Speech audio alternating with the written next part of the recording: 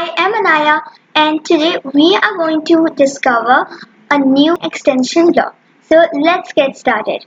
At the bottom left corner of your Scratch window, you will see an Add Extension option. Click on that, and then you will see many extensions like this. So in today's video, we are going to cover the text-to-speech extension.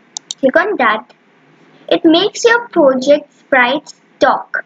So if I want my cat to speak something, like let's make it speak hello, Hello. then the computer voice will speak it.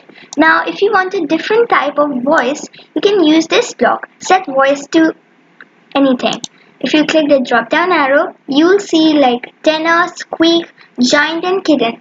Let's do tenor and see how that goes. Hello. Okay, what about squeak? Hello. What about giant? Hello. Meow.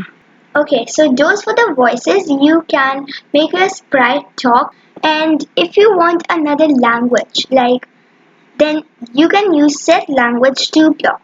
So let's set it to, what about Norwegian? Instead of a kitten, let's take alto. Hello. Okay, so the accent was a little different. Didn't you notice?